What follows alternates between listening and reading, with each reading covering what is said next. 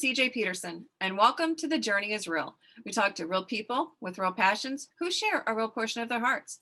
Today, my guest is Robert Pardi, and we titled his podcast Possibility in Action. Thank you for coming on today, Robert. Oh, it's a great pleasure. Thank you. Robert, you've had quite a journey, and I read your story on the website. But for those who are listening, why don't we go ahead and start with your journey and then jump into your passion? Because I think that's the route we need to go. You need to understand where you were coming from to reach to your goal. Sure, totally agree with that because I didn't realize what my passion was until I really was confronted with something really big. Uh-huh. Um, Well, so, take us back as far as you need to. sure. We're your audience for the next 20, 25 minutes.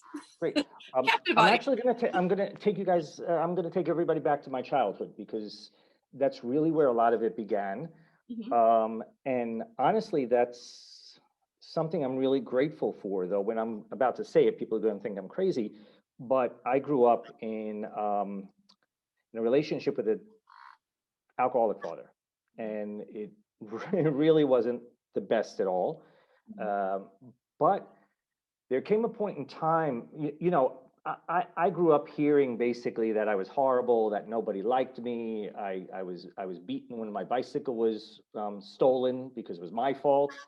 Um, Crank calls to the house. I got beat because it meant that they didn't like me. Mhm. So around the age of 13, I just finally found the strength to sort of stand up for myself. And the interesting thing was, it was the typical bully syndrome. My dad never touched me again. Mhm. That was the moment, but it was also the moment where, in a way, I didn't have a normal childhood because I immediately thought about my freedom. Mhm. I thought about how I could get away, what my independence would be. Mhm. And to me, a 13-year-old kid, that meant money. Mhm. And so I just started chasing money wherever I could. You know, at that time, a 13-year-old could find a job, if his mom signed like a work paper in a grocery Ours store or was something. I was kind of in a similar, but not for the reasons that you're stating, but I grew up in an abusive home. And so I understand where you're coming from. And it is. I had about 13. I'm like, great, I can work. So I started with the paper route. And then I started working at the local pool and the concession stand and working my way up to different restaurants. And that's as long as the money was flowing, I could count it. And I was counting down the days till I got out of there. Exactly, right? Yeah, it was something so tangible that in my opinion, it's what created my grit, right? Because grit is about a long-term goal. And so here I was putting the money aside, and I realized that, I was getting closer and closer to freedom.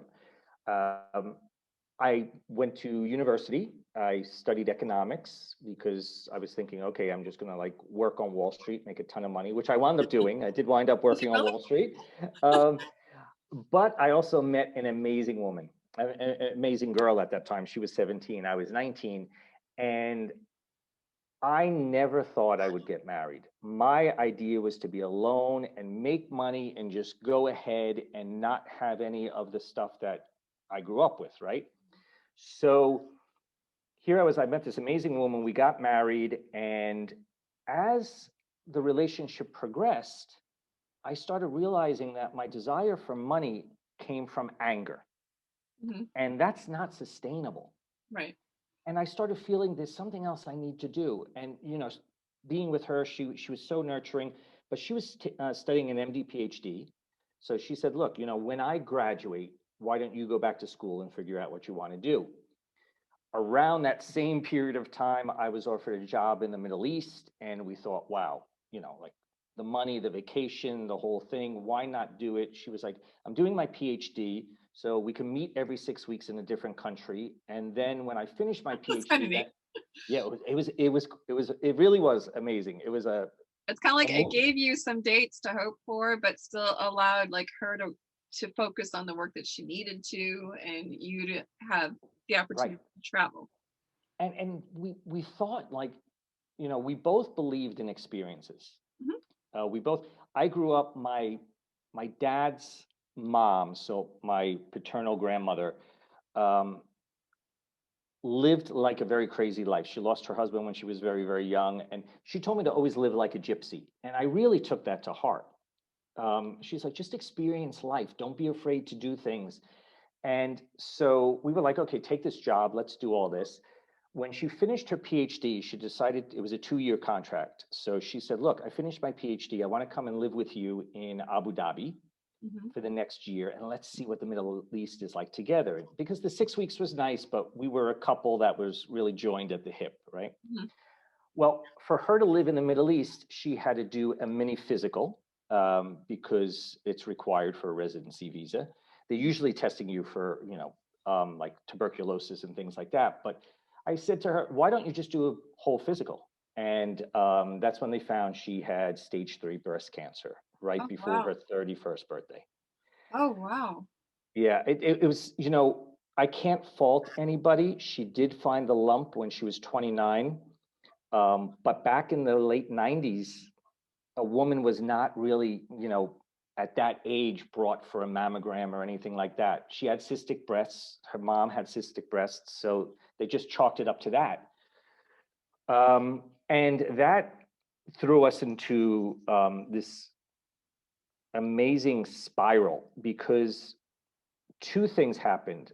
Uh, she had the surgery in the Middle East. Hmm. And the doctor, not because of Arab reasons at all or Muslim reasons, but the doctor, I think, was so taken by the fact that this young woman was now diagnosed. She was still in the post-op, and he gave me the information.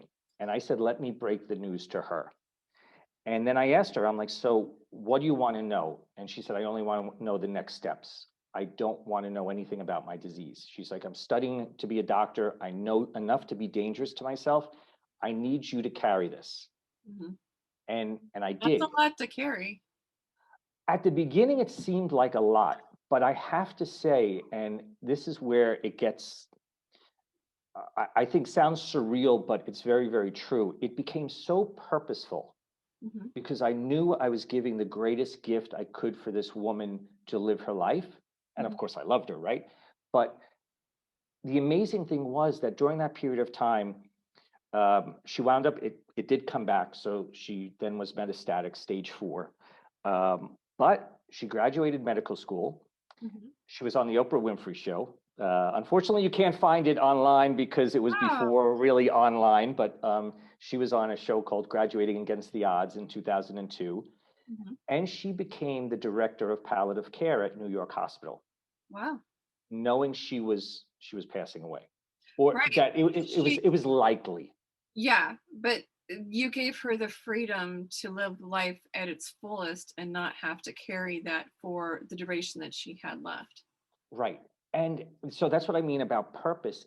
And a lot of people ask me, they're like, it was a lot to carry. And I said, you know what?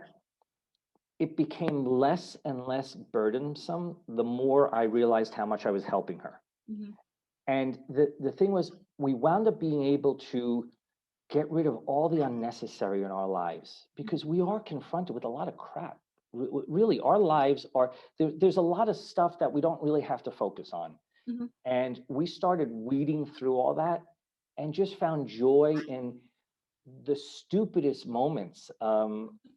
For 24 years, I bought her a caramel apple every October when they Oh, first came out, and she'd jump up and down like a girl, like a little girl.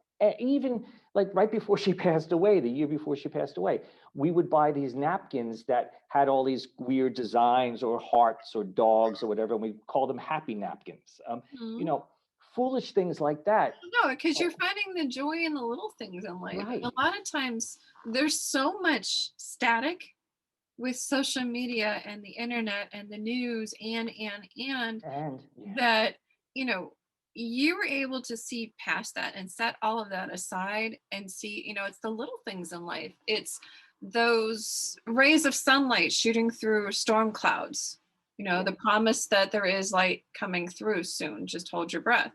The joys of hearing a child laugh or running with a diaper and you hear the rustle of the diaper and the little footprints running. It allowed you guys to just enjoy life itself versus the hamster wheel. versus the hamster wheel versus focusing on, oh my God, is it going to end? I mean, I learned a lot about impermanence, right? And surrender and all of that. Um, the other thing as well, when you talk about like the diaper, right? Mhm, When you're a parent, you are a caregiver, mhm, but it's a positive experience, right? mhm. Because there's hope. Yeah. When you're a caregiver for someone that's ill, there's still a lot, it could be a joyful experience if you think about daily hope, Mhm. like a smile today, like you said, a ray of sunshine. Not worry about that long-term outcome or how close it is, we'll never know, right? And so that brought in joy, hope, optimism. And unfortunately, in 2000, well, it was March of 2008, her oncologist called me to his office, and he had never done that. Mhm. So I knew what he was going to tell me. Yeah, it was And bad. I, it was March, New York City. New York City apartments are very hot in the summer, in the winter, and you can't even regulate the heat. It's just like ridiculous, right? So I was always in shorts, flip flops, and a t-shirt. I left the apartment dressed like that in the bitter cold, walked the 9 blocks, didn't even realize it was freezing, cried the whole time. Literally, I could cry now because I remember I opened that door to his office and I saw his staff, and just the way they looked at me, and I knew what the decisions were going to have to be. And so when he spoke to me, I said to him, he's like, the cancer is uncontrollable. And so I said, well, she doesn't want to know. So what do we do? And he said, well, if she doesn't want to know, you'll have to give up everything and become her hospice. And I said, just tell me what I need to do.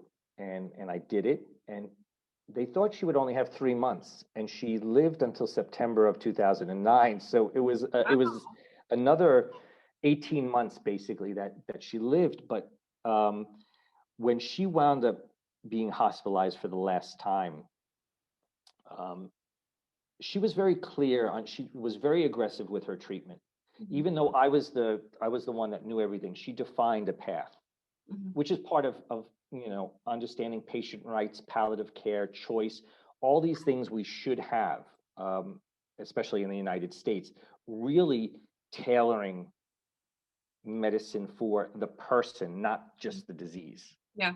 I'm a big advocate of that, and because I Treat saw the it, person as a whole, not just, yes, and you don't treat them the same way you treat every person because each person is different.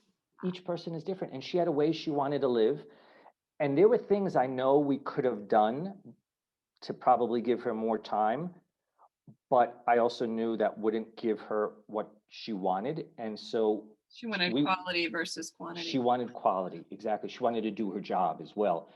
So I would always be in the hospital bed with her, and she would like lay on my side and we watch like stupid TV. And she was holding my hand and she just looked at me and she squeezed my hand and she said, Robert, I'm tired. And I knew she was asking me to take away life sustaining care. Mhm. And so I said, okay, baby, rest. I said, tell that to everybody because those were the last words I said to her. And she immediately fell into a coma. As soon as she gave herself the permission to pass. Mhm. I told the doctors, I came back. I thought she was sleeping. They tried to wake her up. She wasn't waking up, and she wound up falling into a uremic coma, which is exactly how she wanted to die, by the way, because she knew being so aggressive for 11 years that she would die in excruciating pain. Mhm. And this could open up a whole nother can of worms in terms of, should we have doctor assisted medical end of life in the United States? Some states have it. Mhm. And if there's a point like that, I think it's so horrible to ask someone to suffer, even though there is morphine and everything else, Yeah. up until, right? I have, So, I just lost my dad in July of 2019, and we just lost my mom the end of January 27th. oh And wow, so a so lot sorry. of what you're saying, they had to go through hospice. My dad literally went in his sleep, and it's the best thing possible. My mom fought it. She was Irish, Texan, redhead. You know, we don't mess with the Southern belles. And she was a little bit more stubborn, but there was a point where it's just like I was praying for God to take her because I knew she was suffering. She wasn't Yeah, there. Her quality of life wasn't there. And it was literally giving me an ulcer because it was breaking my heart so badly to watch it. yeah, And my sister finally said the last 2 weeks, she's like, just don't come. She's like, you saw last time you saw her, you got her to smile, don't come. And so only somebody who's walked through that can fully understand what that's like. yeah, So yeah. And just I know exactly what you're feeling because there's nothing we can do at that point for that person, right? And and it's we have, selfish to want them to stay. yeah, we want them to stay. We want to fix them. We want to do, and you know, I was lucky enough. She also had taught me so much about palliative care and all of this, all these other things, that when she did fall into the coma, Mhm. a lot of times family members want to pull them out of the coma because there are things you can do to say goodbye, right? Because we need it, but it's not good for that Yeah, person. it's not for And them, it's for us. And it's yeah, like I said, it's that selfish struggle. My dad and I were like co-conspirators. We were like, frickin' frack. We were always together. And when he was going that last week, I could only see him for like 5 or 10 minutes because that wasn't the memory I wanted solidified in my head. And I was able to say goodbye. And it's like, my sister goes, well, do you want to stay any longer? And I said, no. I said, because I don't want that stuck in my head where he's at. I want to remember the good stuff. yeah, And it's like, we had the opportunity. Not everybody has that opportunity. I know the phrase, if you knew today was your last day on earth, what would you change? And when you live like that versus, oh, I've got years, you never know when you're going to go out and get into a car accident. Not everybody has that opportunity for, those last few weeks. My mother gave me some memories that I had forgotten. yeah. And, I will hold those precious. But my sister gave me the gift of not having me there for those last few Last few weeks. days, yeah. And so, like I said, you kind of reach a point where it's just like, they're suffering and it's really selfish to make them stay. And Yeah, the I agree. you walked with her through that, and to bring her back when she's getting what she wanted and to go into a coma would be just heartbreaking, but it would be selfish. Yeah, it definitely would be selfish. And um, it was the whole journey was very interesting, and all of this is what led me to change my life afterwards. But one of the things, because I don't know, we were so connected, or because I was so much a part of the decisions and everything, I had to internalize a lot of what it felt like to be dying, right? Because I needed to make the decisions for her based on that type of emotional context. But when she passed, I asked the hospital if I could be the one to bathe her body and change the clothes. I don't know where it came from, this need to do that. And as I started bathing her and I turned her, I saw all the bed sores, which Mhm. I didn't know she had.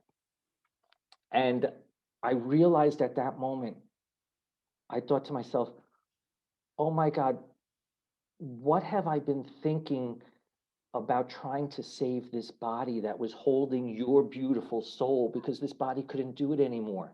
Mhm. And it gave me such a context of understanding more the vehicle we're in, and where, she had always said to me, she had always said, you never extend death, you only extend life. And I never realized how, even though I knew everything, I mean, she died when she passed away. She had metastases in her bones, her liver, her lungs, her peritoneum, her small The intestines. pain of that And she must have been excruciating. worked until the day before she wound up being in the hospital in August of 2009. Wow. She was just driven, so driven. So um, it taught me a lot about, like you said, you don't know if you're ever going to get hit by a car. We I this whole thing about possibility and action, um, the passion that came out of that, my mission that came out of that was let's not wait for that calling of, you know, because I volunteered in a chemotherapy center when she was going through chemo because I realized there was this one amazing, beautiful woman. Her name was Robin. Her husband divorced her as soon as she was diagnosed because he couldn't deal with it. And she was doing it all alone. Shame. And I said, why don't I come and sit with you? That's fine. We live 2 blocks away. And then that sort of grew into I was a companion for more people.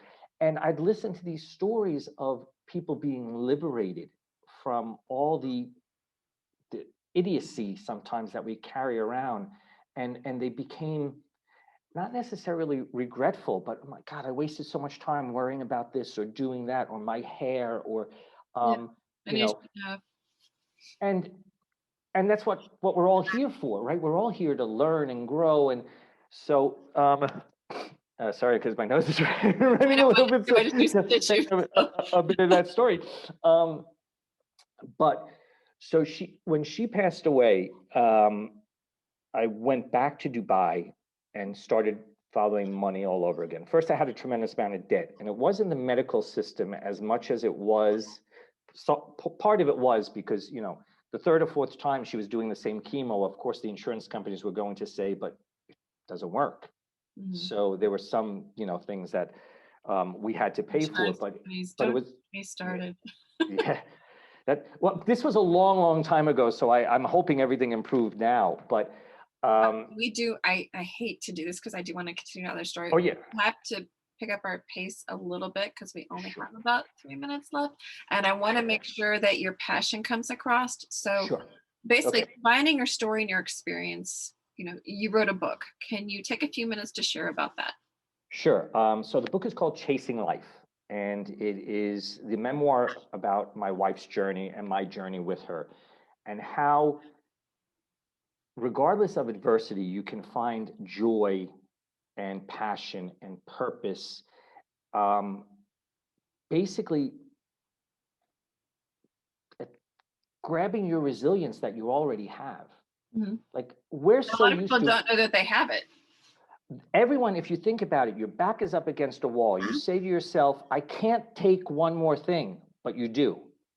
Mhm. The problem is we don't know how to access our resilience. Mhm. And when we are immersed in purpose and passion and all of that, resilience comes much more naturally. Mhm. So, what happened was I decided at one point in time, a few years after she passed away, to leave everything. Showed up in Italy with 2 suitcases. I didn't speak the language. I didn't have a house. I didn't know anyone. I started teaching What I would have English. needed was spaghetti, pasta. Show me. Yes, yeah, pasta and wine. Started teaching You're English good. for $8 an hour because what am I going to do, right? So, but it was what I wanted to do, and decided to become a life coach to work on this because the idea of chasing life has nothing to do with time. Mhm. That's the oxymoron in the title itself. It is about filling your life with those daily joys, Those being in the moments. moment, being basically now, right? Because that's where we live. I mean, Everyone it's has good said to it. have, Eckhart Tolle has said it. yeah, it's always good to have goals. Don't get me Yeah, wrong. But you also need to enjoy the little things in life. Like a yeah, puppy's only going to be so small for so long. exactly. A kitten only, this fluffy little ball for so long. Life grows. Yeah, Trees, when they start to mature, go pick the fruit from the tree in your yard. There's so many joys. yeah, Life is going to throw enough at you that you need to sometimes look for some of those. This week for me was extremely difficult. And so, being able to look for those little things and those little joys is always a blessing. And it kind of yeah. helps transform your negative into a positive when you purposely look for them. 100%. And it's so empowering Hmm. because what you wind up doing is you make life work for you. Hmm. It's that whole idea of life happening to you or for you. Hmm. And when you look for those daily joys, when you're conscious of what you're doing, what your purpose is, what your passion is, um, and you're constructive, Mhm. and you're adhering to them, you make life work for you regardless of what the adversity is, because adversity is going to come. Mhm. It's Because going to come. That's life. It's going to happen. yeah, and Mhm. we all learned during the pandemic that things can really happen very quickly. So yeah, so Now, that's chasing life. And people who want to find you, how can they find out more about you online? And if so, when they get there, what will they find? sure, okay, so the best place is my website, which is robertparty.com, which basically talks about my story, and the type of coaching that I do, Mhm. which I just say life coach because I can't get into all those exponential coach, transformation coach. I'm a life coach. I'm here to help you. Um, I also have a podcast which is called Possibility in Action.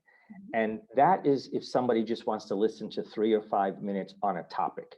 So I like joy. I'll talk for 3 or 5 minutes of joy, or what I believe fear really is. Mhm. Um, and it's just to give some perspective so people can understand how I think. Nice.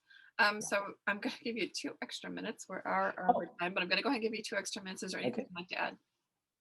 Sure. What I really would like to say is that we really do have the ability to have an amazing life. And Mhm. the idea is we have to move away from comparison and definitions of what we think amazing is, and really focus on our expression. There's a beautiful quote by Richard Bach, which I love, that basically says, "We're each born with a block of marble Mhm. and the tools to sculpt it into a sculpture. Mhm. We can drag it behind us untouched. We Mhm. can pound it into gravel, or we can shape it into glory." Nice. And honestly, that shaping into glory, we all have that capability if we let go of expectations and the unnecessary, um, and really focus on being present in our lives. And I think that's really, it's so important. Well, and I want to add to this. Mhm. You and I were both basically robbed of our childhood. Yeah. But there's something about childhood innocence that sees all of the little aspects of life, the pluses of life. So, I want to encourage you that, you know what, you may be an adult now, and adulting sucks. Let's be honest, it sucks some days. It has its pluses, but it has a lot of minuses that goes with it. You can ask any of the girls that I mentor that like, you told me not to want to be an adult too fast. I said, I told you, but you didn't listen. I can't help it. But don't lose that childhood innocence because life is going to happen. Make sure to keep that innocence of seeing the flowers grow, the bees pollinating, making honey, the trees, like I said, producing either flowers or fruit or whatever, watching our berry bushes are producing berries. And it's just watching nature take care of things around you and those rainbows. We get tornadoes around here, those storms that come through and the lights that shine through it. To me, those are hugs from God. Lets me know that, hey, doesn't matter what the storm looks like, I'm still here with you. And Yeah. just, I encourage you to just look around and don't lose your innocence of childhood. I absolutely love that. I tell all of my clients, I give them what I call is the compass of curiosity. Mhm. And it's really to stay curious. Stay curious, be that The child. childhood innocence of, Yeah, yeah, what if I'm an author, that what if has spawned, many books and many storylines. And, don't lose the what if, because the what if gives you so many possibilities. so many. And There you go. Possibility in action. That's what exactly. it's all about. Yeah. Well, So Robert, I thank you love so that. much. Thank you so much for sharing, your heart and your story. We want to honor you for that. And thank you for doing that because I know it was, No, it was a pleasure. It really was a pleasure. but thank you for coming on today. And for those interested in looking into more of his book, as well as Robert himself, you can find him at www.robertparty.com. That's www.robertpardi.com. And thank you guys for listening to The Journey is Real. We talk to real people with real passions who share a real portion of their hearts. I'm CJ Peterson of cjpetersonwrites.com. Until next time.